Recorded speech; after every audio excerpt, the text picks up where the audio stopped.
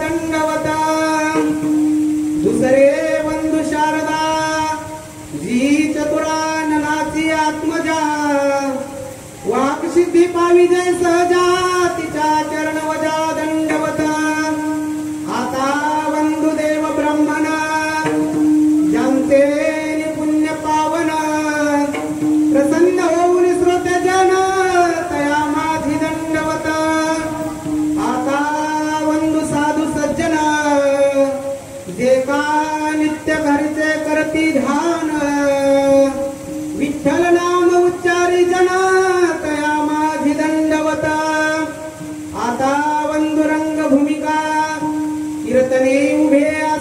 लोका टाळ मृदंग श्रोते देखा तया माझी दंडवत ऐसे नमन करुणी सकळा हरिकथा बोले बोबडिया बोला अज्ञान म्हणून या फुल्या बाळा चालवी सकळा नामा मने विठाला विठाला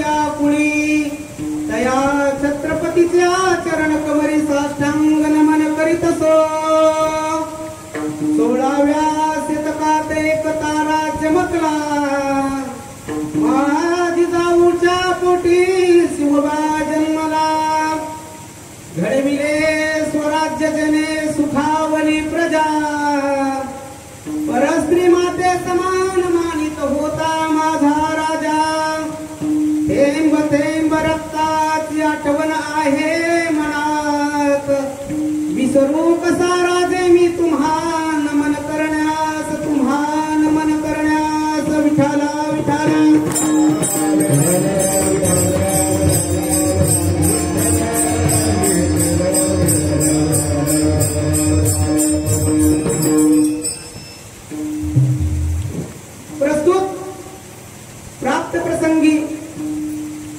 कीर्तन रूपी सेवे करता घेतलेला अभंग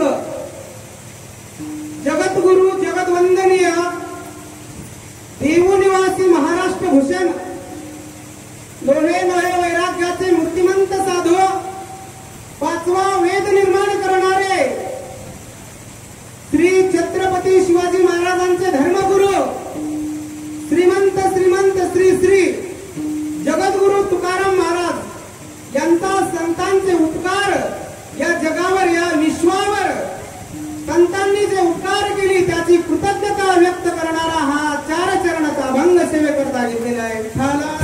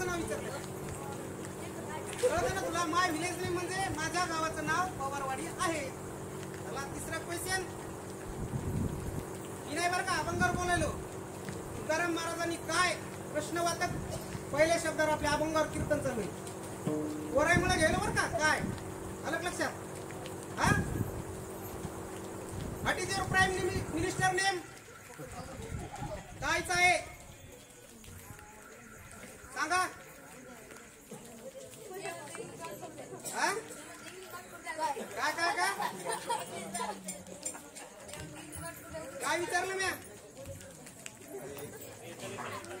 विस्तार द्या तुमच्या पंतप्रधानाचं नाव काय आहे अलग शब्द काय सांगा पूर्ण वाक्य देत नाही बाबा. नाही आता चालू असतं बरं. चालू झालं की इकडे जाणार कोण. जाऊ दे आता सोपा प्रश्न विचारतो. झाले आता आता कलमा नाही करणार. कलमा नाही ना करणार. तिकडले मागचे मागचे विचारायचं काही नाही. हा तिला सांग सांग सोपा हो का. What is your mother name. आता बाया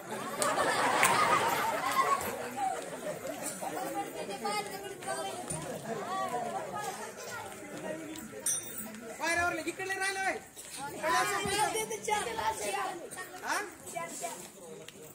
हा एक एक विचारायचं चालू असतं. चाललंय हॅलो चांगला आवाज करा. कोण सांगतो तिकडला आता. सोपा सोपा प्रश्न अवघड नाही विचारू का. सांगा आता what is your district name. अरे तुझ्या जिल्ह्याचं नाव काय आहे.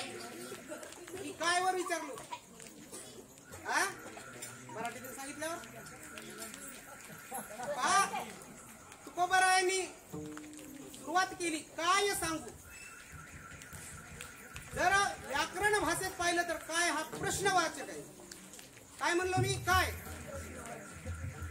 असाच कीर्तन झाल्यानंतर एक सुशिक्षित तरुण माझ्या समोर आला आणि म्हणला महाराज तुमचं शिक्षण किती झालं. म्हणलं बघा काही नाही माझं थोडं ग्रॅज्युएशन झालं. म्हणलं माझं ग्रॅज्युएशन.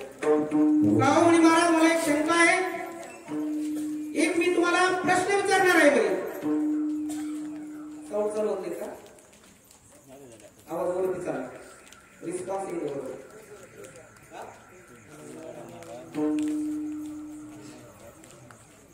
म्हणे महाराज मी तुम्हाला एक प्रश्न विचारतो. त्याचं मला आन्सर पाहिजे उत्तर पाहिजे. म्हणे मी तुम्हाला क्वेश्चन विचारतो. म्हणलं वागा विचार. पण म्हणे महाराज मी तुम्हाला इंग्लिश मध्ये विचारणार आहे. त्याचं तुम्ही मला इंग्लिश मध्ये उत्तर द्या. म्हटलं जसं जमन तसं सांगा बाबा. आम्ही वारकरी माणसं साधे भोळे आहेत.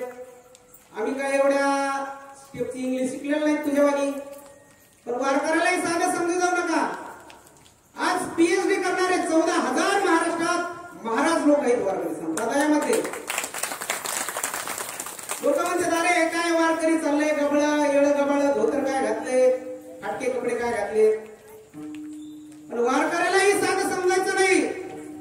तुकोबारायांनी सांगितलं अरे आम्ही त्या भगवंताचे दास आहेत.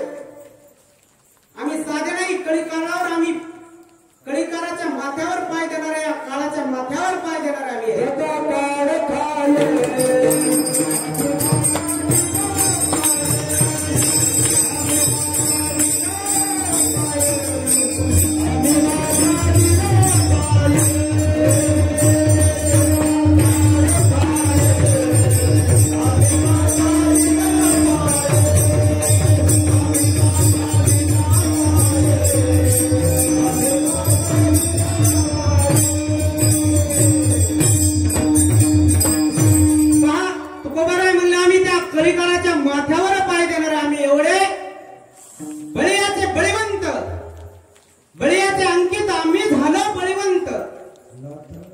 लाथाळीला संसार केला षडउर्मीचा मार किंवा देला शरउर्मीचा मार.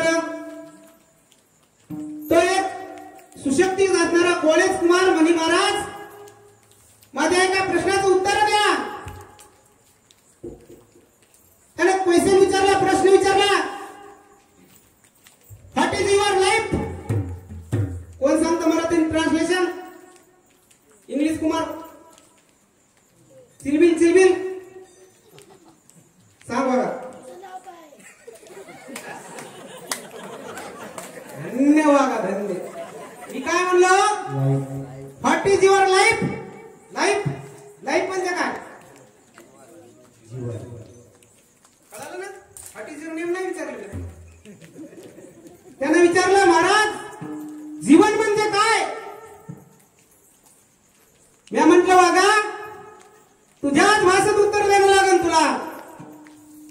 त्याला म्हणलं the life is sweet fruit given bye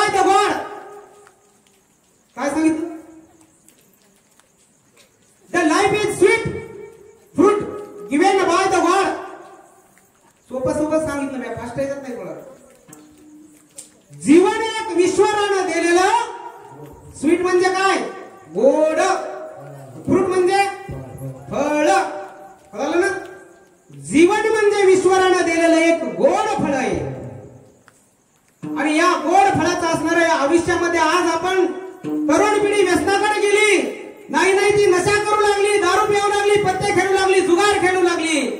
या असणाऱ्या या विज्ञान युगामध्ये, या असणाऱ्या चाललेल्या ऑनलाईन युगामध्ये तरुण पिढी बिघडली, नुसता मोबाईलवर गेली, चष्मे लागले डोळ्याला, धुंदकार झाले, आई बापाला विचारणं. आणि म्हणून त्यांना काही ना काहीतरी उपदेशाची गरज आहे. आणि तो उपदेश कुठं मिळत असन तर या वारकरी संप्रदायामध्ये मिळतो. विठाला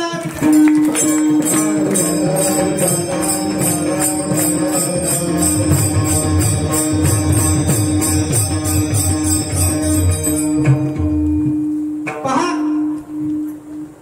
तुकोबारायांनी सुरुवात केली, काय सांगू. आता इंग्लिश सोडून देतो, मराठीतून विचारतो. समुद्रात पाणी किती आहे सांगा मुलांनो. समुद्रात पाणी किती लिटर आहे? कोण सांगतं? समुद्रात पाणी किती लिटर आहे? नाही सांगताय? नाही सांगताय?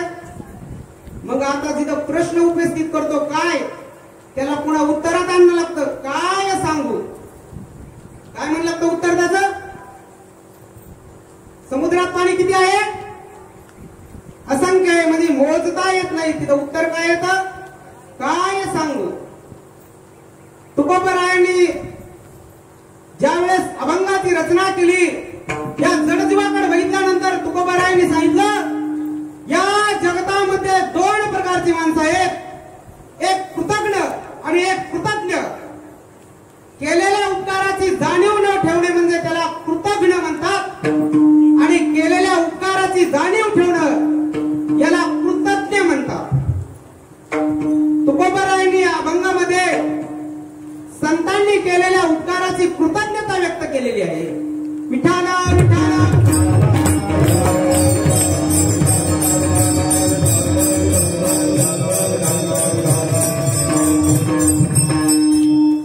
पहा, तुकोबाराय ज्यावेळेस अभंगाची रचना करीत असताना, तुकोबाराय तुम्हाला असं का वाटलं की संतांनीच या जगावर उपकार केलेले आहेत? मग कोण्या संतांनी उपकार केलेले आहेत?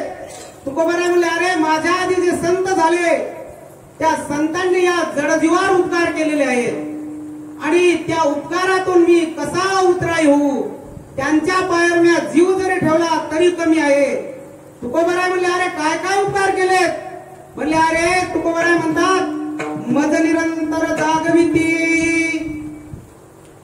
त्याच्यानंतर तुकोबाराय म्हणले, अरे संत काय करतात तर सहज बोलणे हितोपदेश करोनी सायास शिकविती. या अभंगामध्ये 3 क्रियापद आले, मज निरंतर जागविती, करोनी सायास संभाळिती. आणि तुकोबाराय म्हणले, जसं गाय वासराला सांभाळते त्याप्रमाणे संत मला कसं सांभाळतात. तुका म्हणे वत्स धेनू येचे चित्ती, तैसे मज येती सांभाळित. 3 क्रियापद आलेले आहेत. सरळ सरळ अभंगाचा भावार्थ सांगितलेला. आता कीर्तनाला सुरुवात करू. विठाला विठाला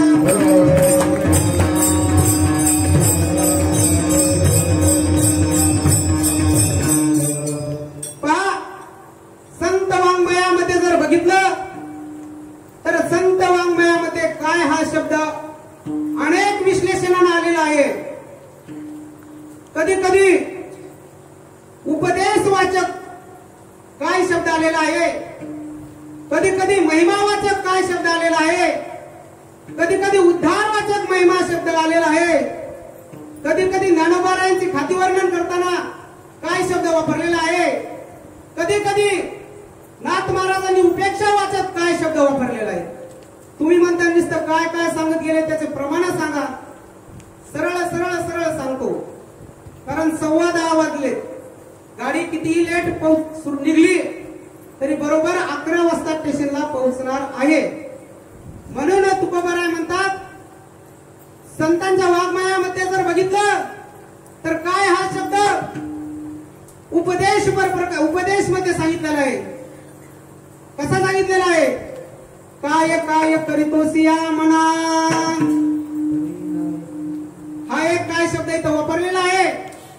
ज्यावेळेस महिमा गायचा असन तर काय त्यांचा महिमा वर्णू मी पामर नकळे साचार ब्रह्माधिकार. कधी कधी उद्धार वाचे गाजलेला आहे. काय मी उद्धार पावेन काय कृपा करील नारायण. ऐसे सांगा तुम्ही संत जन करा समाधान चित्त माझे. कधी कधी ज्ञानोबारायांची ठाती वर्णन करताना काय शब्द वापरलेला आहे. काय सांगू माझ्या ज्ञानोबाची खाती वेद महिषा मुखी बोलाविला. आणि कधी कधी नाथरायांनी उपेक्षा वापेक्षा काय शब्द वापरलेला आहे. काय नपुसका पद्मिनीचे सोहळे वांजेसी डोहळे कैसे. अशा प्रकारे संत वाङ्मयामध्ये काय शब्द वापरलेला आहे. आणि या ठिकाणी तुकोबारायांनी काय हा शब्द उपकारवाचक वापरलेला आहे. आज तुकोबारायांच्या अभंगामध्ये पाहिलं तर तुकाराम म्हणतात काय सांगू आता संतांचे उपकार. म्हणजे या ठिकाणी तुकोबारायांनी काय हा शब्द उपकारवाचक वापरलेला आहे. काय हो तुकोबाराय ज्या वेळेस भगवान परमात्म्याने या विश्वाची निर्मिती केली मग इथं उपकार करण्याकरता फक्त संतच आले का.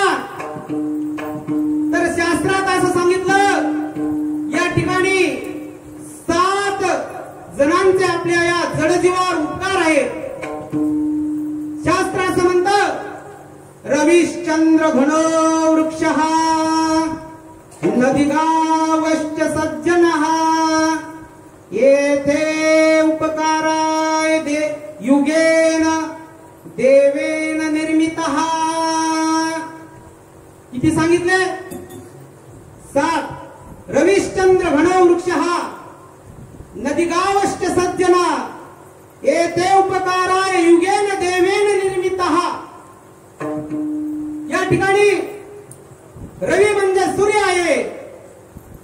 सूर्याचे उपकार का वर्णन नाही केले तुकोबारायांनी. काय सांगू आता रवीचे किंवा सूर्याचे उपकार. काय सांगू आता चंद्राचे उपकार. काय सांगू आता घन म्हणजे पाऊस. काय सांगू आता पावसाचे उपकार.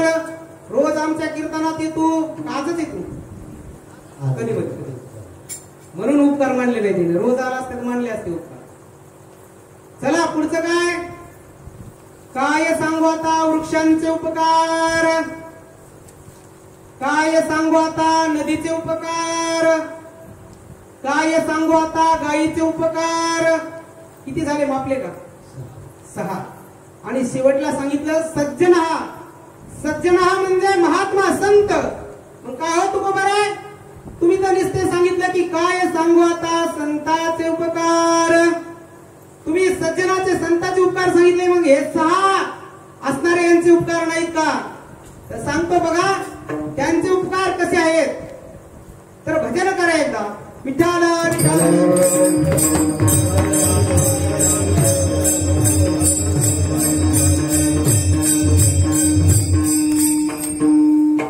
पहा म्हणजे रवी म्हणजे सूर्य. सूर्याचे उपकार किती उपकार आहेत. रोज जर 12 तास संध्याकाळी लाईट चालू केले तर आम्हाला 500-1000 रुपये मीटरला बिल येतं. मग जर रात्री लाईट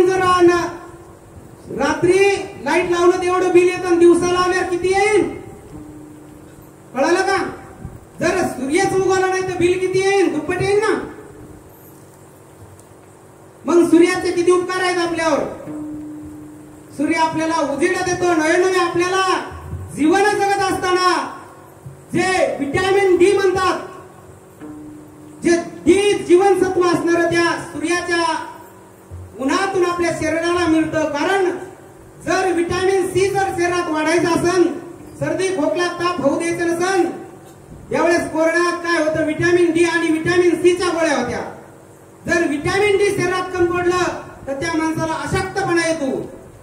म्हणून माणसाला कमीत कमी 10, 5, 15 एक घंटा तरी उन्हात थांबायचं, कडक उन्हात नाही तर कवळ्या उन्हात. कारण आपल्या जीवनात असणारं, आपल्या शरीरात असणारं ते व्हिटॅमिन डी सूर्याच्या उजेडापासून मिळतं, उन्हापासून मिळतं.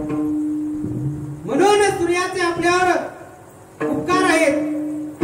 पहा, पण तुकोबर आहे मग सूर्याचे आपल्याला प्रकाश देतो. नव्हे नाही, या जीवन जगण्यात सूर्य उगवल्याशिवाय सुरुवातच होत नाही. या पृथ्वीतलावर एवढे किटाणू आहे, सुईच्या टोकावर 1,00,000 किटाणू बसतात. मी नाही म्हणे, सायन्स म्हणतं अरे तुम्ही हात धुतले तरी 1 कोटी किटाणू तुमच्या हातावर राहतात. किती? 1 कोटी. किती स्वच्छ साबणाने धुवा, डेटॉलने धुवा. मग एवढे किटाणू जर काय मारित असेल तर फक्त या सूर्याचा प्रकाश मारतो. मग किती उपकार आहेत आपल्यावर. मग तुकोबर आहे, तुम्ही म्हणतात काय सांगू आता संतांचे उपकार. तुम्ही असं म्हणायला पाहिजे होतं की काय सांगू आता सूर्याचे उपकार. हो तुकोबर आहे म्हणले, खरंय म्हणले, परंतु संत जे उपकार करतात हे निरंतर करतात. कसं करतात? मज निरंतर जागविती. संत उपकार निरंतर करतात आणि सूर्य असणारा फक्त 12 तास सेवा देतो. माऊली म्हणतात, मी नाही म्हणे, मावळीत विश्वाभासू किंवा सूर्य असता किनाळ. म्हणजे सूर्याला असता आहे, तो निरंतर नाही.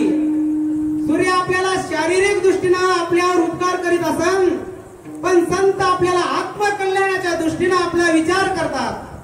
आत्मकल्याण कळलं का? हो, नवे नवे आपला हा जीवन, आपण हे जन्माला आलो कारण तुम्हाला मुळापर्यंत नेणं लागेल. आत्मकल्याण कळायचं म्हणलं. पहा म्हणले, या जन्माला येण्याचं कारण काय म्हणले तर दुःख आहे म्हणले, पाप पुण्य आहे म्हणले, आणि पाप पुण्य झाल्याशिवाय माणूस जन्माला येत नाही. जन्माते ते मूळ पाहिले शोधून, जन्माते ते मूळ पाहिले शोधून,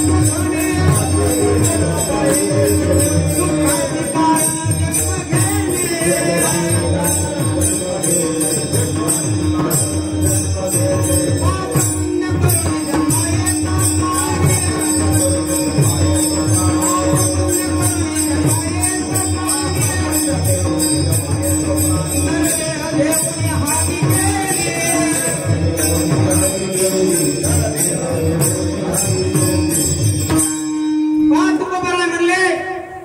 जन्माचे ते मूळ पाहिले शोधून, दुःखाचे कारण जन्म गेले.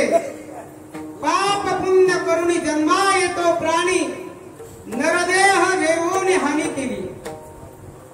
या पृथ्वी तलावर दुःख भोगण्याकरता नवे नवे आपलं प्रारब्ध राहिलेलं असणार, ते भोगण्याकरता, सुखदुःख भोगण्याकरता आपल्याला हा नरदेह लागलेला आहे. आणि ते भोगण्याकरता आपण या देहाला आलो. आणि देहाला आल्यानंतर याच देही घडे देवाचे भजन आणि हे ज्ञान नाही होते. जर याच देहाला आल्यानंतर आपल्याला नरकात जायचं, स्वर्गात जायचं, वैकुंठात जायचं, काने कुठं जायचं, तिथं जाता येतं म्हणले. आणि या देहाला आल्यानंतर जर आपण ही साधना नाही केली तर नाथ महाराज म्हणले, पाहून या मनुष्यपणा जो न साधीच ब्रह्मज्ञाना, तो लांडा गर्धब जाणा वृक्षहीन दोघाही. पहा म्हणले, याच जीवनात आपल्याला काय होता होते केले होय याच जन्मी, अवघे विठोबाच्या नामी. तुम्हाला काय व्हायचं ते आज जन्मात होता येतं.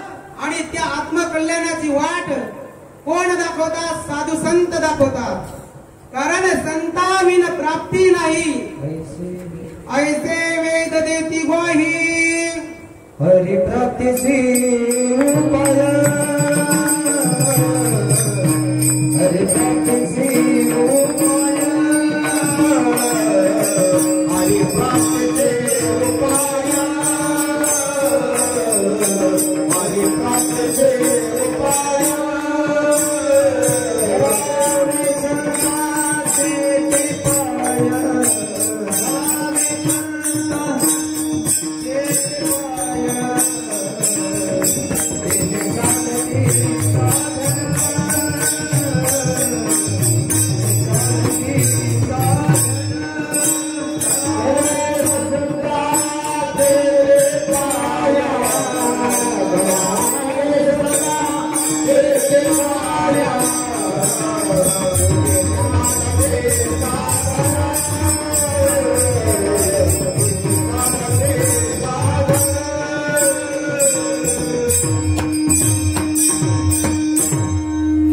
प्राप्तीसी उपाय धरावे संताचे ते पाय. पहा म्हणले संताशिवाय त्या भगवान परमात्म्याची प्राप्ती होत नाही. आणि विचारसागर म्हणतो अरे अत्यंत दुःखाची निवृत्ती आणि परमानंदाची प्राप्ती याला मोक्ष म्हणतात. आणि त्या मोक्षाकडे जायचं असेल तर तो भगवान परमात्मा प्राप्त करायला लागतो. आणि भगवान परमात्म्याची ओळख संत करून देतात. म्हणून म्हणलं की संताविना प्राप्ती नाही किंवा हरिप्राप्तीची उपाय धरावे संताचे ते पाय. किंवा माऊली ज्ञानोबा हरिपाठात म्हणले की आठवा आपला अभंग आहे ना हरिपाठातला, संताचे संगती मनमार्ग गती अकळावा श्रीपती येणे बनते. जर संताच्या संगतीनेच तो हरिपती आकळला जातो. नोहे नोहे एकनाथ महाराज भागवतात म्हणले अरे ज्या वेळेस भगवान श्रीकृष्ण परमात्मा उद्धवाला सांगित होते उद्धवा अरे तुला जर माझी प्राप्ती करायची असेल तर ऐक म्हणले सोपं साधन सांगतो. सतसंगेन परम प्राप्य दुस्तरम तरते चिरात तस्मादति प्रयत्नेन सतसंगेन सततम कुरु. यावर नाथ महाराजांनी ओव्या खर्च केल्या. सतसंगती वेगळे जाण तात्काळ पावया माझे स्थान अनेक नाही तुझे साधन हे सत्य दान उद्धवा. पहा नाथ महाराज म्हणले भगवान कृष्णाने सांगितलं रे जर तुला उद्धवा माझी प्राप्ती करायची असेल तर अनेक नाही तुझे साधन. म्हणून तुकोबाराय म्हणले अरे संतांचे या कुठं घेतात आपण आत्मकल्याण काय हे बघण्याकरता संतांचे या जडजीवावर उपकार आहेत. म्हणून त्या ठिकाणी सूर्याचेही उपकार कमी आहेत. सूर्याला कमी लेखित नाही कारण आज पूर्ण पृथ्वी सूर्यामुळेच चालती. सूर्य जर उघडला नाही तर हाकार होईल अंधकार होईल. म्हणून सूर्यदेवता कमी नाही परंतु संतांचे आत्मकल्याणाच्या दृष्टीने उपकार मोठे आहेत. एका ठिकाणी तुकोबाराय म्हणले अरे सूर्यासन दिवासन हिरासन हे फक्त उजेड दाखवतात. काय दाखवतात? रवी दीप हिरा अदृश्य दर्शने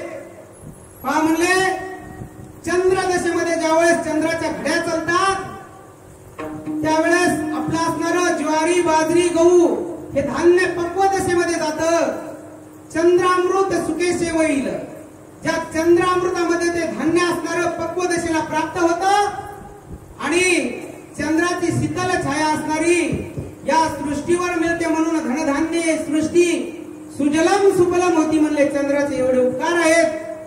परंतु चंद्र जर असला तर तो काही रोज काही प्रकाश देत नाही म्हणले. चंद्र असणारा फक्त 15 दिवसातून एकदा पूर्ण होतो. चंद्र पूर्ण एकांद्य वेळ संत म्हणले फक्त तो पौर्णिमेलाच पूर्ण होतो. म्हणून त्याच्या घड्या आहेत. तो असणारा संतवाणी निरंतर उपकार करीत नाही किंवा निरंतर सारखा प्रकाश देत नाही. म्हणून चंद्राचे सुद्धा उपकार आपल्यावर कमी आहेत. दुसरं काय रविश्चंद्र घनो. घडा म्हणजे पाऊस. पाऊस असणारा पावसाचे आपल्यावर उपकार आहेत. आज जर मागच्या कालखंडात पाहिलं पाऊस जर नाही पडला तर पाणी प्यायला नाही राहिलं आपल्याला. आज मी काही लोक एक एक हंडा करता 10-10 मैल भटकत जातात आणि तो पाऊस जर नाही पडला तर आपली तळमळ होती पाण्या वाचून.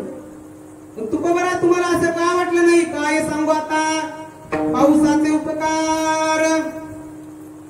तुकोबरा म्हणले गंज खडे ज्यावेळेस पाऊस पडतो असा भेद नाही म्हणत की या गावाच्या बाहेर पडणार आणि इथं पडणार किंवा एखाद्या नदीकाठचं जमीन आहे तिथं पडणार किंवा हागणदारीच्या शेतात पडणार नाही. असा पावसापाशी भेद नाही. नाही विचारित नाही विचारित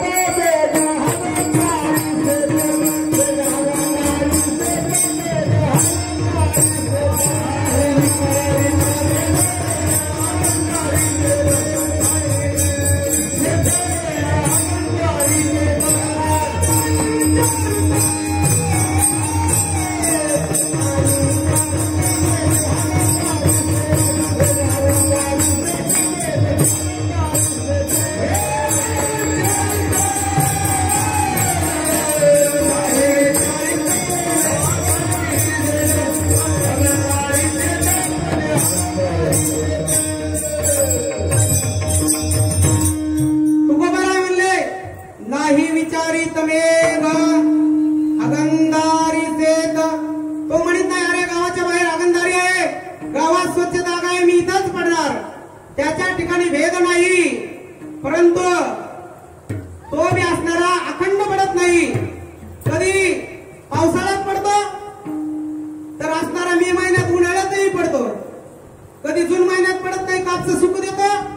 ऑगस्ट मध्ये अतिवृष्टीत करतो. आहे का पावसाचं काही धारण धोरण नाही म्हणले.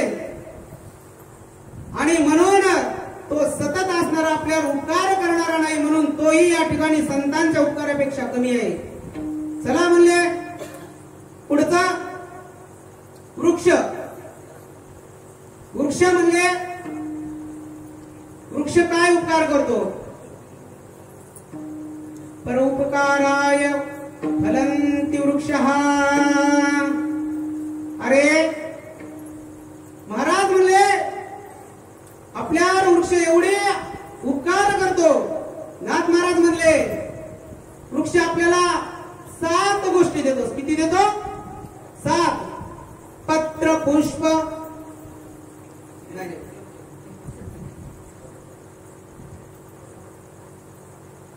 पत्र पुष्प छाया त्वचा काष्ठ निर्मूळ वृक्ष सर्वांग सफळ सर्वासी केवळ परोपकारी. या ठिकाणी नाथ महाराज म्हणले वृक्ष आपल्याला फुलं देतो, फळं देतो, सावली देतो, नवे नवे त्वचा असणारी तो स्वतःच लाकूड देतो. आपल्याला चिता जाळण्याकरता तो आपल्याला लाकूड देतो. त्याची मुळे साल असं असणारं पूर्ण कामी येतं. एक जण म्हणले बांधावर वृक्ष लावला. असा बांध होता शेजाऱ्याचा. चुलत भाऊ असतील, सख्खे भाऊ असतील, असं आंब्याचं वृक्ष लावलं म्हणले. आणि वृक्ष लावल्यानंतर फुलं आले, त्याला आंबे आले. आणि एक भाऊ म्हणला अरे रोजवण्य राहिले, हरभर खायलेत, मला हे झाड तोडायचं. तो कुऱ्हाड घेऊन आला. आणि दुसरा भाऊ म्हणला अरे दादा कशाला तोडतो? मी त्याला पाणी घातलंय, मी त्याला खत दिलंय, मी त्याला शेण तू त्याला तोडीतोस. अरे ज्ञानोबा म्हणले, जो खंडावया घाव घाली का लावणी जयाने केली, दोघा एकची सावली वृक्ष देई जैसा.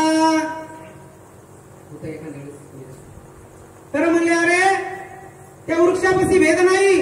जो तोडणारा आहे आणि जो सांभाळ करणार आहे, दोघांना तो सारखी सावली देतो. म्हणत नाही अरे मला तोडायला आला आणि यानं माझं पालन पोषण केलं.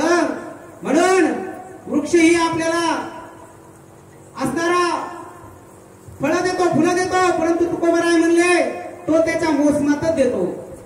पहा म्हणले ज्यावेळेस आंबे लागत आहेत, महिना 2 महिन्यात निघून जातात, परत वर्षभर लागतात का? नाही. म्हणजे तो वृक्ष असणारा आपल्यावर सतत उपकार करणार नाही. परंतु संत कसे आपल्यावर उपकार करतात? मज निरंतर जागविती.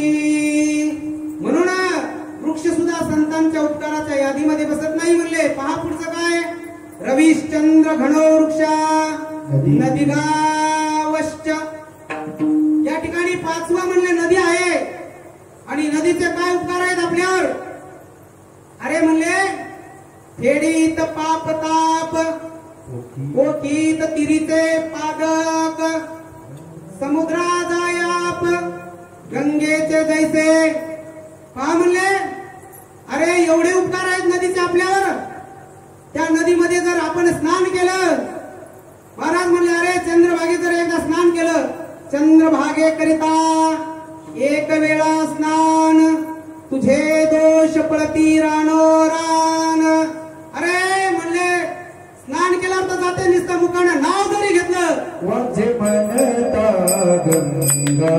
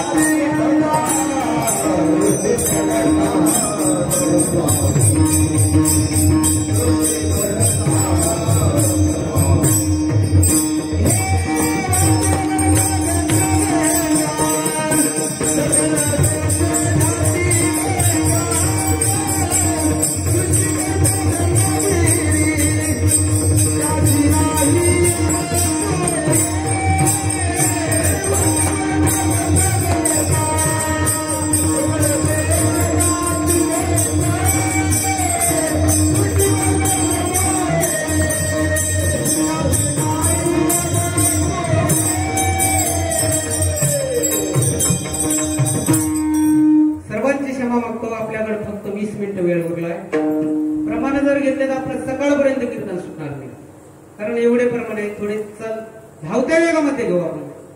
पहा म्हणले अरे जर वाचेला नाव घेतलं, वाचे म्हणता गंगा गंगा सकळ दोष जाती गंग भंगा. अरे नदी आहे पण नदी काय करेन आपलं फक्त शारीरिक काही असणारं पाप धुते, मनाचं पाप धुत नाही. मन संकल्पाची पापे नदाय तीर्थाची बापे. जे आपण मनात पाप करतो ते धुतलं जात नाही तीर्थाच्या बापालाही.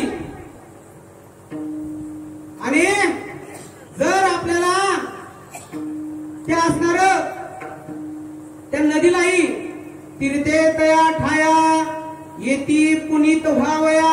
कुठे येतात तीर्थ? मध्यान्ह काळी पुंडलिकाजवळ ज्ञानोबारायाजवळ 12 वाजता चरणाजवळ येतात आणि म्हणतात महाराज आमच्यावर असंख्य लोकांना पाप धुतलंय काही, आणि त्या पापाचं ओझं आमच्यावर झाले, तुमच्या चरणाचा स्पर्शाने आमचं काय होईल तर पूर्ण पाप नाहीस होईल. आणि म्हणून तीर्थ सुद्धा संतांच्या पायाजवळ जातात. फार प्रमाण आहेत, प्रमाणावर गेले तर आपलं इथंच 11 वाजते. म्हणून अहो शास्त्रात असं म्हणतं, मनाचं जे पाप केलं तुम्ही इथून पंढरपूरला जायची गरज नाही. इथंच तुम्ही 1 मिनिट ध्यान लावा आणि भगवान पंढरीधीश परमात्म्याचं दर्शन घ्या. चंद्रभागेत गेलो, स्नान केलं, पुंडलिकाचं दर्शन केलं, विठ्ठल रुक्मिणीच्या मंदिरात गेलो, नामदेव पायरीचं दर्शन केलं, भगवान परमात्म्याचं आईसाहेबाचं दर्शन केलं. तुम्हाला तिथं गेलेलं पुण्य इथं मिळतं. मी नाही म्हणत. मनोमय पूजा संत म्हणतात, हेच आवडे केशी राजा. संत म्हणतात मनोमय पूजा हेच आवडे केशी राजा. अरे तिथं जाऊन तुम्ही कोणाला धक्का देता आणि कोणाला तुडीता, ते पाप लागेल तुम्हाला. तीर्थाच्या क्षेत्राला जाऊन तुम्ही इथूनही भगवान परमात्म्याचं मनातून घ्या. तुम्ही काय करू शकता? दर्शन. चला आपला विषय लांबायलाय. आपल्याला काय म्हणायचं? तीर्थ सुद्धा संतापेक्षा कमी आहेत. म्हणजे श्रेष्ठ कोण आहेत तिथं? संत आहे, संत. म्हणून तीर्थ सुद्धा संताच्या उपकारामध्ये बसत नाहीत. चला आता राहिला 6वा. 5 झाले ना? मापले ना? सांगता काय एकदा? कीर्तन कळाले ना मी बोललेलो? जर पुढच्याला कळत असलं तर सांगा वाटतं. पहिलं कोण सांगतं बरोबर? सोप्या भाषेत, संस्कृत नाही. पहिलं काय सांगितलं? सूर्य, चंद्र. तिसरं पाऊस, लक्षात राहील. चौथा वृक्ष, आंबा. राहिला लक्षात? नाही राहिला? आणि 5वं नदी, गंगा. 6वा महाराज म्हणतात नदी गावश्च. म्हणजे या ठिकाणी गाय सांगितली. गाय म्हणले पवित्र आहे. आणि पवित्र असणारी गाय आपल्यावर किती उपकार करते पहा. जर शेणाचं जर सांगितलं 1 तास जाईल तुम्हाला. 1 तास नाही, 2 तास जातील. म्हणून मी सोपं सांगतो. शेण पवित्र आहे नदी गाईचं, गोमूत्र पवित्र आहे गाईचं, नव्हे दूधही पवित्र आहे. पाये पा दूध पवित्र आणि गोड, परी त्वचेची या पदराड, का भेरुणी गोचीर, अशुद्ध काय नेनती. का म्हणले? आपल्याला एवढंच सांगायचंय. गाईचं शेण, गोमूत्र, दूध पवित्र आहे, परंतु गाय फक्त मुखाना पवित्र आहे. कथा जर सांगितली तर 10 मिनिटं लागतील आपल्याला. 10 मिनिटं कथेला, कारण आपल्याकडे टाइम नाही. आणि तुम्ही जर 11च्या नंतर इथं बसणार असते तर सांगतो. काय करायचं? सांगायचं का? गाय का पवित्र आहे? धावता वेगात घेऊ. तिला भगवान शिवशंकरानं शाप दिलेला आहे. आणि तू अभद्र होतील या पृथ्वी तलावर विष्ठा भक्षण करशील मानवाची म्हणले. तुकोबाराय सुद्धा गातात म्हणले, गायती सोमुखे भक्षित असे मळ, मिळाल्या ओहळ गंगा जळ. गाय मुखाने मळ भक्षण करती, विष्ठा भक्षण करती. म्हणून गाय सर्वांगाने पवित्र जरी असली तरी ती मुखाने अपवित्र आहे म्हणले. कधी तिचं दर्शन पाठीमागून घ्यायचं. तिच्यात जरी 33 कोटी देवता असले तरी ती मुखाने अपवित्र आहे. पण संत म्हणले तसं नाही. संत कसे आहेत म्हणले? सर्वांग निर्मळ, चित्त जैसे गंगा जळ, मुखी अमृताची वाणी, देह देवाचे कारणी. आणि मुखाने अपवित्र नाही म्हणले तर ती एक असणारी ती संत अवयवन शरीर नाही तर ती एक सोहळीच असणारी ती पवित्र आहे म्हणले. पवित्र सोहळी एकतीच भूमंडळी, ज्यांचा आवडता देव अखंडित प्रेम भाव. कारण प्रमाणावर घेतलं तर 10 मिनिटं याच्यातच जात. सरळ सरळ गेलो. थोडस एकदा भजन करा सर्वांनी. विठाला विठाला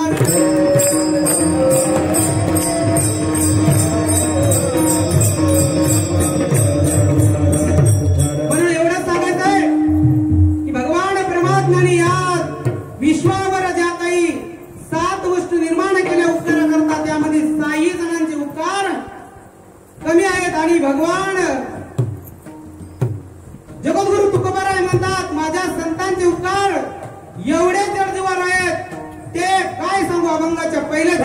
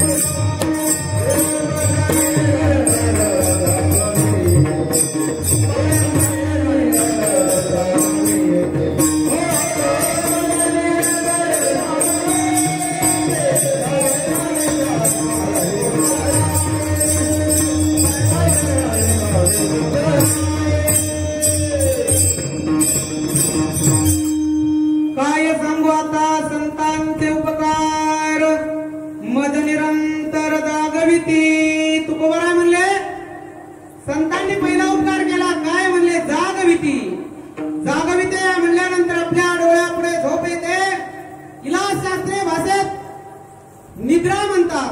झोपेचे दोन प्रकार, एक झोप आणि निद्रा.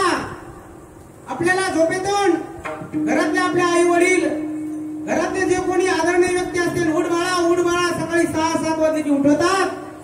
परंतु संत आपल्याला झोपेतून नाही तर अविद्येतून जागा करतात, अज्ञानातून जागा करतात. अज्ञान काय म्हणले? अज्ञान असणार अविद्या येणे नावे, मी विद्या मानती नव्हे, हे अविद्येची स्वभावे सांगत असे. अविद्या कशी आहे म्हणले? अज्ञान आहे, माया आहे, शक्ती असणारी ही. आपण जे मुक्त असणारे या अविद्येमुळे, कल्पना विद्येने झाला जीव, माये उपाधी शिव घेऊन या. आपण उपाधी घेतली, मायेची उपाधी घेतली म्हणून त्यामुळे आपल्या ठिकाणी अंधकार आहे. आणि हेच अंधकार काढण्याचं काम साधू संत करतात. तुकोबाराय म्हणले, माझ्या जीवनातही साधू संतांना अंधकार काढला. कशाहून? सावध झालो हरिचालो जागरणा. म्हणजे मी या ठिकाणी सावध झालो या अज्ञानरूपी मायेतून. किंवा अनेक प्रमाण आहेत. तुकोबाराय म्हणतात, संत आपल्याला काकड्यात म्हणून गेले.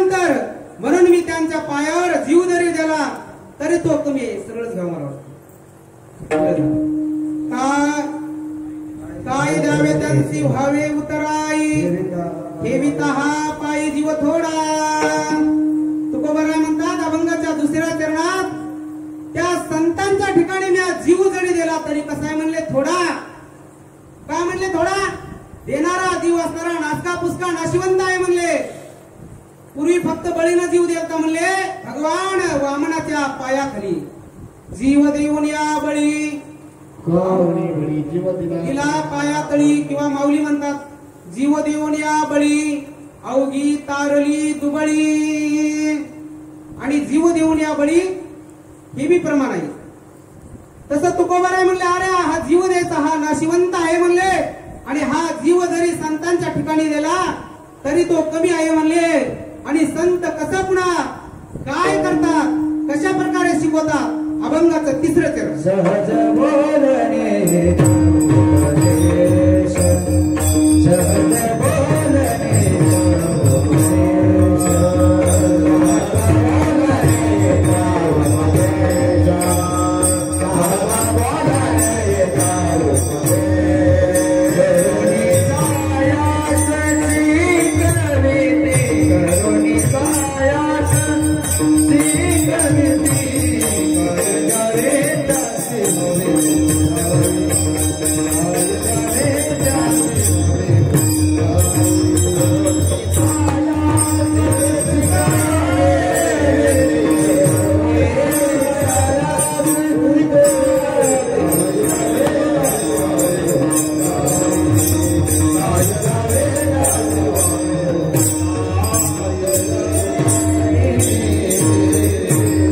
सहज बोलणे उपदेश, करोनी सायास शिकविती.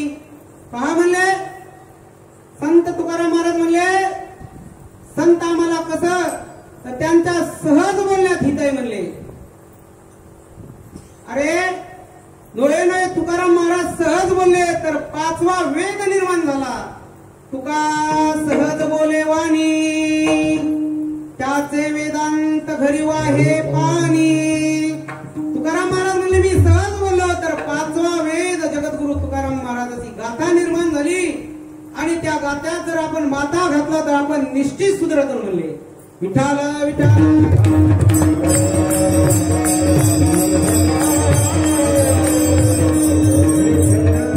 करुणी सायाचं थोडस घेतो विश्लेषण आणि पुढे जातो. पहा म्हणले ज्या वेळेस पुराणामध्ये वाल्मिक ऋषी असणारा वाल्याकोणी होता आणि त्याला नारद मुनीने सांगितलं अरे तुझ्या घरचे कोणी सोबत येणार नाही. ज्यावेळेस सावध झाला त्यावेळेस नारद मुनी म्हणले अरे तुला आत्मउद्धार करायचा असेल तर राम नामाचा जप कर म्हणले. काय कर? राम राम राम. परंतु काय म्हणला तो मरा मरा मरा मरा जरी म्हणलं तरी त्याचा अर्थ रामच होतो. म्हणून नाम उच्चारी वाल्मिको नामे तरला तिन्ही लोकू. संतांनी काय केलं सायास करून शिकविलं. किंवा नाथ बाबावर ज्यावेळेस सेवन 108 वेळा थुकला परंतु नाथ महाराजांनी काय केला प्रसाद देऊन मुक्त केला. पहा म्हणले अनेक प्रकारचे उदाहरण देता येते पण आपला वेळ संपलाय म्हणले. संतांचे सहज बोलण्यात एवढं हित आहे आपल्या जीवाचं आत्मकल्याण आहे. आणि जर त्याला समजलं नाही तर संत सायास करून शिकवतात. आणि एवढं जर नाही जमलं तर तुकाराम महाराज म्हणतात ते संत मला कशा प्रकारे सांभाळतात. ते अभंगाचं 4थं चरण.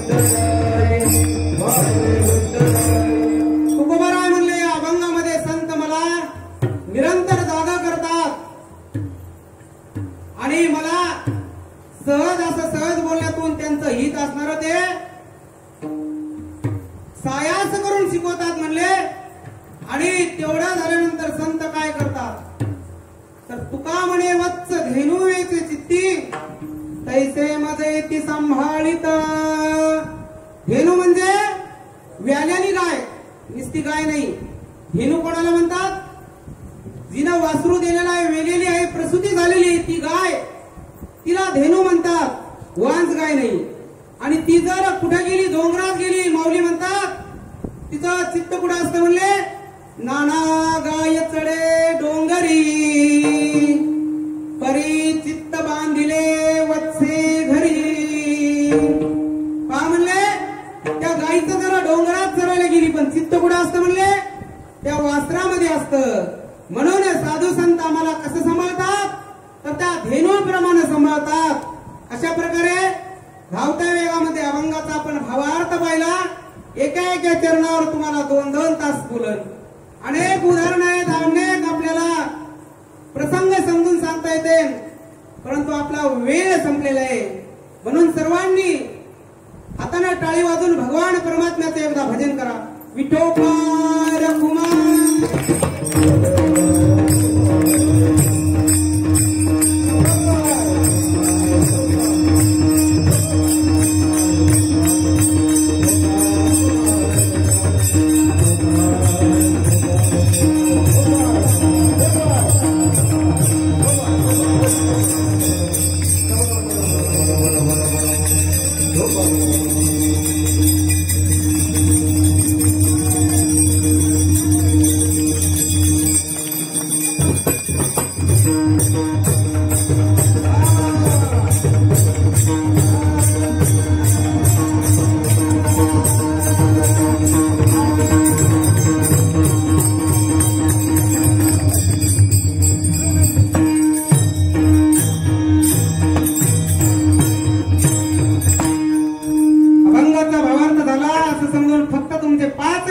आपल्या जीवनाकरता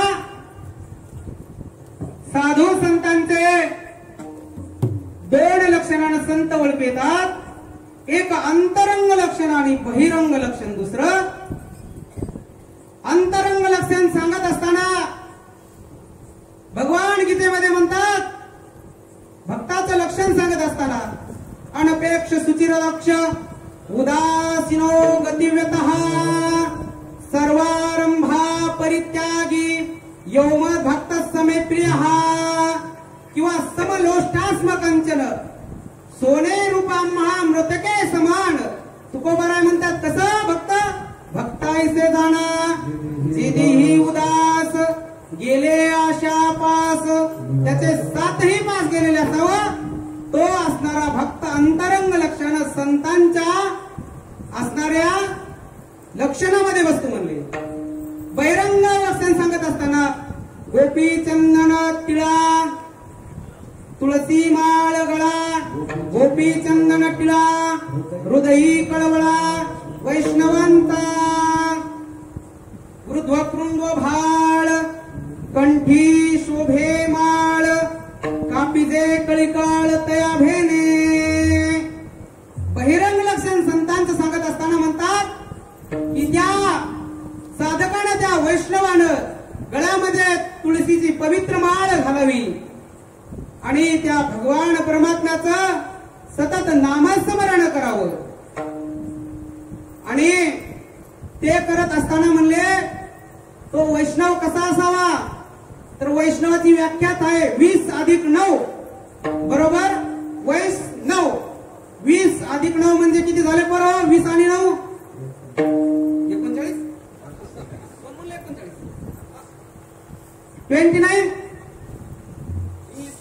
आता कसं झालंय सध्या जमानाच इंग्लिश निघाला, त्यांना ते मराठी डोसक्यावरच जात आहे. 29 किती झाले? नाही कळत? नाही नाही 29 म्हणजे काय? 12 महिन्याच्या 24 एकादशी, त्यामध्ये 4 किंवा 6 एकादशी असे येतात. द्वार्थ येतात, कधी दशमीला येते, कधी द्वादशीला येते. आणि द्वादशीला येऊ किंवा दशमीला येऊ वारकऱ्यानं भागवत एकादशी धरायची, स्मार्त नाही. स्मार्त एकादशी ब्राह्मण लोक किंवा ज्ञानी लोक धरतात. म्हणून 24 आणि 5 पर्व या भागवत संप्रदायामध्ये सांगितले. रामनवमी जन्माष्टमी, वामन जयंती, नृसिंह जयंती, उत्तम उत्तम शिवरात्री, 5 पर्वाणी वर्षाच्या 12 महिन्याच्या 24 एकादशी धरतो तो वैष्णवामध्ये मोडतो. 20+9 बरोबर वैष्णव. म्हणून कपाळाला कधी गंध लावावा सांगण्याजोगले आहे. माणसं कपाळाला नाही भवाळीला गंध लावायले. कुठे लावायले? त्या टिकल्या हुकल्या तर गेल्या. आमच्या गुरुपशी एक जर स्त्री आली आणि टिकली लावून आली. गुरु म्हणले, अरे तुझा नवरा मेला काय? नाही म्हणे महाराज, मी विधवा नाही म्हणली, मी सौभाग्यवती. अरे म्हणले टिकली कोणी लावली? टिकली म्हणले विधवा बाईला लावा. टिकली म्हणजे कुंकू नाही. अरे टिकली लावणं म्हणजे विधवा बाईला कुंकू लावाय, टिकली लावावी. कुंकू म्हणजे सौभाग्याचं देणं आहे. काही म्हणतात आमचं मूळ डोकं खाजत आहे. स्त्रियांना सांगतो, अरे तुम्ही पहिल्या स्त्रिया बघा कपाळ भरून कुंकू लावित होत्या, त्याच्या खाली मेन लावा. तुमचं डोसकं त्या कुंकानं खाजणार नाही. माझ्या गुरुच्या तोंडातून वाक्य गेलं राहिलं, टिकली विधवा बाईनं लावावी. बघा मग आता तुम्ही विधवा आहेत का सौभाग्यवती आहेत? जर आपण कुंकू लावलं तर आपल्या नवऱ्याचं आयुष्य वाढतं. पुरुष मंडळीला सांगतो, आपण हिंदू आहात, आपण कपाळाला गंध लाविता. फक्त एवढं पहा, कोणी पाहिलं त्या दोन्ही भवळ्याच्या मध्ये लावतं. कधी कुठं गंध लावायचा? कपाळा. कस्तुरी नाही, मंगलाष्टकात म्हणते ना, कस्तुरी तिलकं ललाट पटे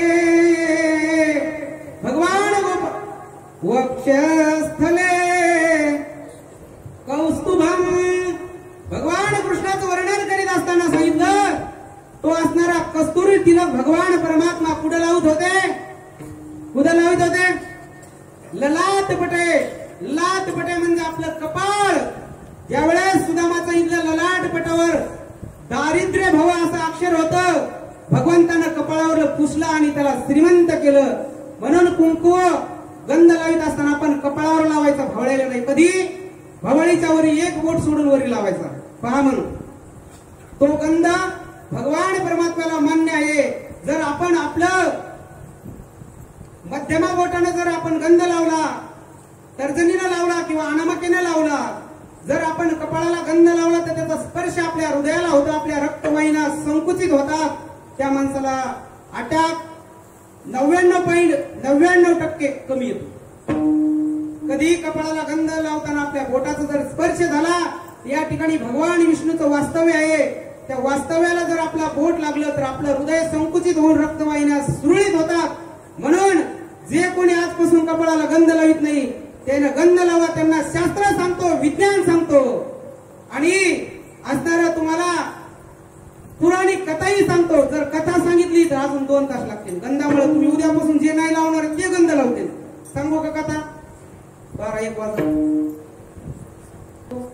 असं संतांचं लक्षण सांगत असताना अंतरंग आणि बहिरंग लक्षणानं संत असतात आणि ते संत या सोशी जगाच्या आघात. थोडस बसमावशी 2च मिनिटं विक्षेप करू नका. सर्वांना मी 2च मिनिटात सोडतो. आणि या लक्षणानं असणारे संत या जगावर उपकार करतात. येथे उपकारासाठी आले घरजा वैकुंठी. म्हणून तुकोबाराय म्हणतात, अशा संतांचे इतके माझ्यावर उपकार आहेत, मी त्यांच्या ठिकाणी जीव जरी दिला तरी तो कमी आहे. आणि अशा संतांच्या चरणावर साष्टांग दंडवत करून त्या संतांचा आपण मोठ्या उत्साहाने आपण टाळी वाजून भजन करू. ज्ञानेश्वर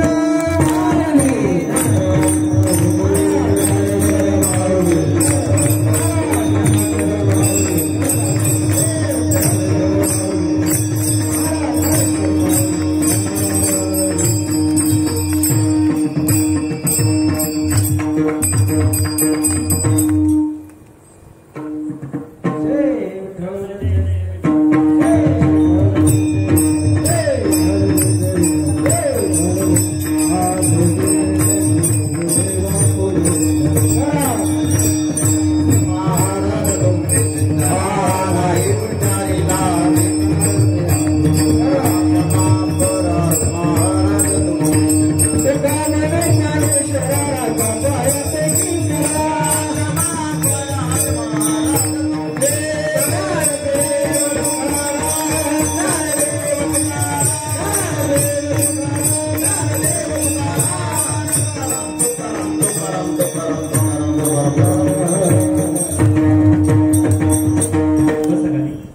कृष्णाने